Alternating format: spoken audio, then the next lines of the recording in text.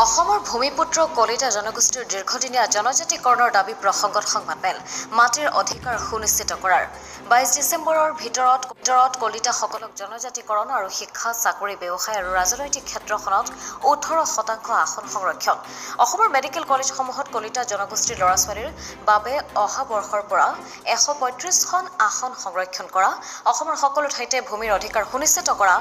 ওপৰত নিজৰ বক্তব্য ৰাজহুৱা নকৰে তেন্তে 26ৰ বিধানসভা নিৰ্বাচনত কলিতা জনগোষ্ঠীক প্ৰতিনিধিত্ব কৰা মন্ত্ৰী বিধায়কসকলক যোগ্য প্ৰত্যুত্তৰ দিবলৈ কলিতা জনগোষ্ঠী সন্মিলনৰ ভাতৃ ভগ্নী সংগঠনৰ লগতে কলিতা ৰাইজ সাজু হৈছে গুৱাহাটীৰ বৰাগাঁৱৰ বিজ্ঞান পথত সংবাদমেল সম্বোধন কৰি কলিতা জনগোষ্ঠী সন্মিলন অসম